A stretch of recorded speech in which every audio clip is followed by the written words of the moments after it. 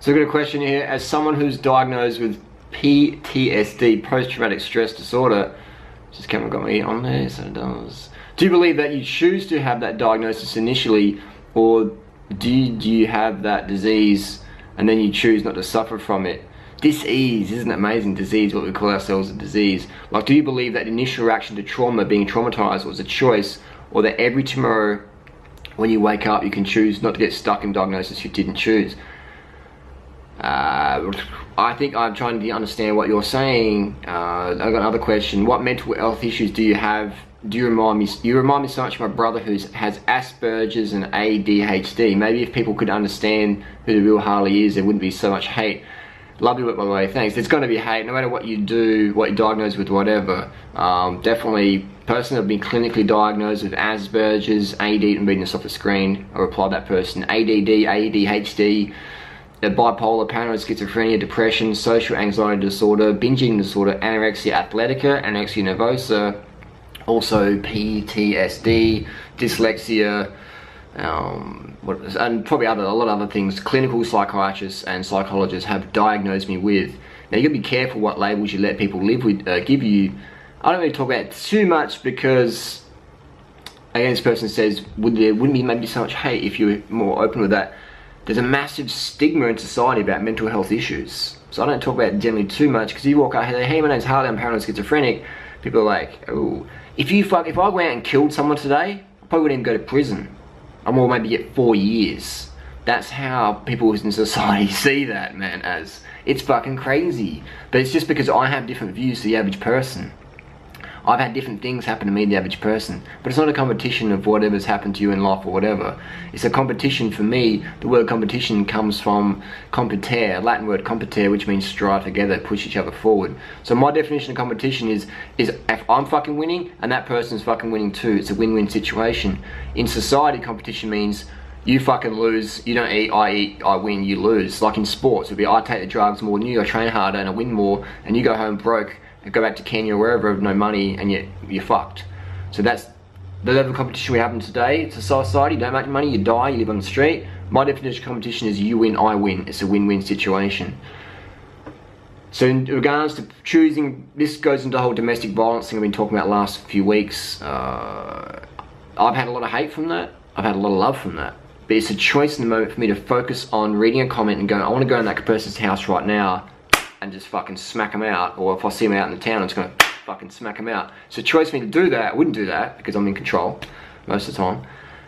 Versus me to focus on more positive comments. Harley, you love your stuff, bro, it's awesome, inspiration. So I can sit there reading hate comments 10 hours a day. I can sit there reading fucking in favor, love comments, supportive comments forever. There's unlimited amounts of them. There's unlimited levels of hate. Whatever you focus on is how you're gonna feel. How you focus right now is how you feel. So a lot of people out there saying, look, I don't have control, my psychiatrist said I need this. Well, that's cool, but I've had people tell me that as well, and I choose to disagree. And I choose to say to those people, you can disagree with me, but you're still fucking wrong. And I'm in control. That's my mind. You don't control my mind. I don't have a deficiency in the drugs you're trying to sell me so you can pay your mortgage off. I don't have a deficiency in the shit you study at university, which is basically just big pharma marketing, advertising bullshit. You just read a book. You don't talk with real people. You talk to people like their clients, like their patients. You don't talk to people as people. So that's the difference. That's the difference how I see life. And that is called insanity. That's called craziness. That I see people versus as clients or patients. So that's why I am crazy, and that's why I struggled in school, because I was studying subjects I didn't really want to do, but I thought they sort of sounded cool and impressed my parents, but I was bored as fuck. And that's ADD, that's dyslexia or whatever. And there's medications for that. It's called Ritalin. It's speed. Let's speed kids up so they can sit still.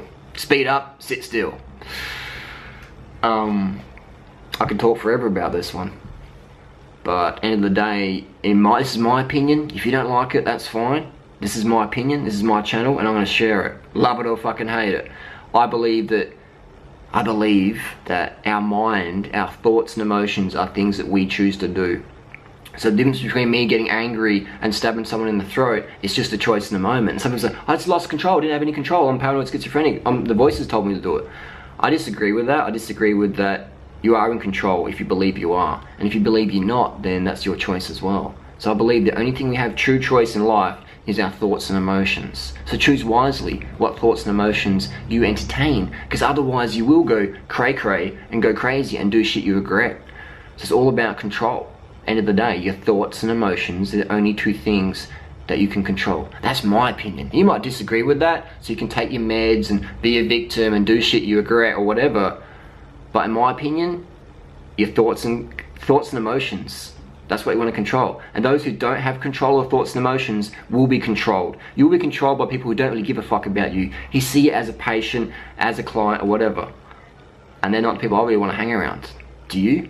Do you want to live your life on the diagnoses of these fake, pretentious people who don't even really give a fuck, who see you as a number, as a MasterCard number, or a healthcare number, or whatever. They see you as a patient, as a client. They don't even look at your face. They're just like writing out scripts, here you go, boom, see you later.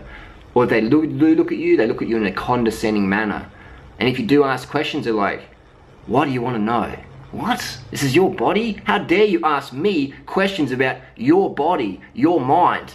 How dare you ask me that? I studied at fucking university. And obviously there's some fantastic doctors out there, so I'm not bashing everyone. I'm just saying the majority out there, big pharma puppets, they don't really give a fuck about you. Because they're also jaded as well. They think, well, no one gives a fuck about themselves. Why should I give a fuck about them? So end of the day, put the responsibility back on yourself. You gotta back you. You gotta back you. Don't want anyone else to back you, but fucking you.